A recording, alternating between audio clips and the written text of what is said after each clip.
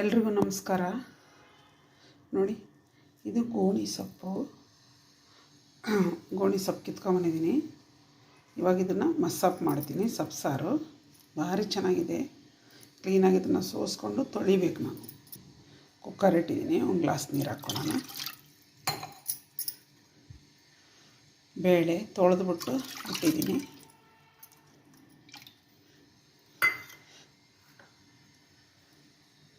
ಬೇರೆ tomato 100 gram ಬೇಳೆ, 100 ಗ್ರಾಮಿಂತ ಕಡಿಮೆ ಇದೆ.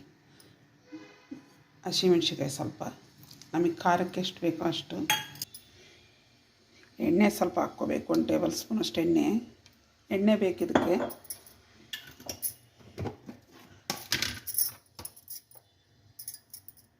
ಅರಿಶಿನ ಪುಡಿ. ಇವಾಗ ಸೊಪ್ಪು ಹಾಕ್ಕೋಬೇಕು. ಇವಾಗ ಬೆಳ್ಳುಳ್ಳಿ ಹಾಕೋಣ ಸ್ವಲ್ಪ. ಸೊಪ್ಪು ತೊಳೆದಿಕ್ಕಿದ್ದೀನಿ. ಚೆನ್ನಾಗಿ ತೊಳಿಬೇಕು ಸೊಪ್ಪನ್ನ. ಇವಾಗೆ ಮಳೆ ಸೀಸನ್ ಅಲ್ವಾ, ಬರ್ತಾ ಇರುತ್ತೆ. ಅದು ನೀರೆಲ್ಲಿ ಬರೋ ಜಾಗಕ್ಕೆಲ್ಲ ಬರುತ್ತೆ. ಅದು ಸೊಪ್ಪು ಪಾಟಲ್ಲಿ ಬರುತ್ತೆ, ಹೊಲಗಳಲ್ಲಿ ನೀರು ಹರಿಯೋ ಜಾಗದಲ್ಲಿ ಬರುತ್ತೆ. ಗೋಣಿ ಸೊಪ್ಪಿದು ಭಾಳ ಒಳ್ಳೆಯದಿದು. ಇವಾಗ ನಾವು ಬೇಯಿಡೋಣ. 2ರಿಂದ 3 ಸಿಟಿ ತೊಗೊಳೋಣ. 2ರಿಂದ 3 ಸಿಟಿ ಹೊಡೆಸ್ಕೊಂಡಿದ್ದೀನಿ.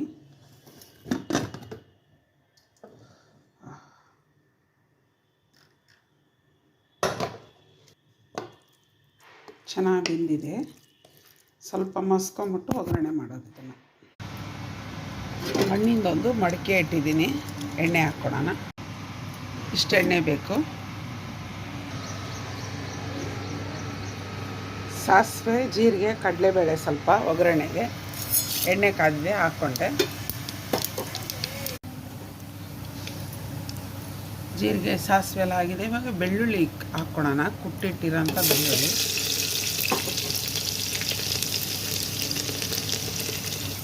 ಬೆಳ್ಳುಳ್ಳಿ ಆಗಿದೆ. ಈರುಳ್ಳಿ ಹಾಕ್ಕೊಳ್ಳೋಣ.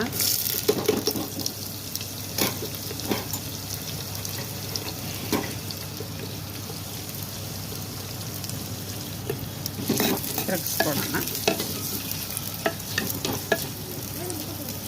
ಚೆನ್ನಾಗಿ ಬೇಯಬೇಕಿದು.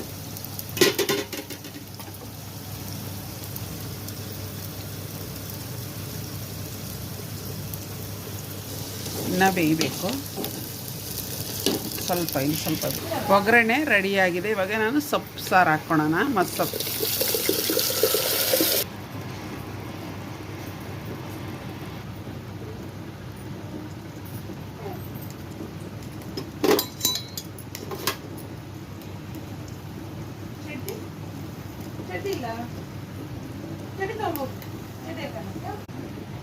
ಸಾಲ್ಟ್ ಹಾಕ್ಕೊಳ್ಳೋಣ.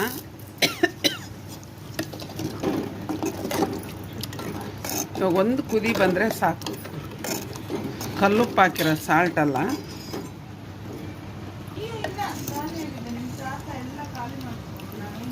ಸೂಪರಾಗಿ ಗೋಣಿ ಸೊಪ್ಪುದು ಮಸ್ಸೊಪ್ಪು ರೆಡಿಯಾಗಿದೆ. ನೋಡಿ ಎಷ್ಟು ಚೆನ್ನಾಗಿದೆ ಸಾರು. ಈರುಳ್ಳಿ ತುಂಬ ಫ್ರೈ ಆಗಬಾರ್ದು, ಮೀಡಿಯಮ್ ಫ್ರೈ ಆಗ್ಬೇಕು ಇದಕ್ಕೆ. ಅವಾಗ ಊಟ ಮಾಡುವಾಗ ಒಂದೊಂದು ಈರುಳ್ಳಿ ಸಿಗುತ್ತೆ, ಭಾಳ ಚೆನ್ನಾಗಿರುತ್ತೆ. ಇವಾಗ ಇದು ರೆಡಿಯಾಗಿದೆ. ಒಂದು ಕುದಿ ಬಂದರೆ ಸಾಕು, ಆಫ್ ಮಾಡೋದು. ತುಂಬ ಚೆನ್ನಾಗಿದೆ ನೋಡಿ, ಎಷ್ಟು ನೀಟಾಗಿ ಕಾಣ್ತಾ ಇದೆ. ಸಾರು ರೆಡಿಯಾಗಿದೆ. ಇವಾಗ ಗ್ಯಾಸ್ ಆಫ್ ಮಾಡ್ತೀನಿ ನಾನು. ಕುದ್ದಿದೆ.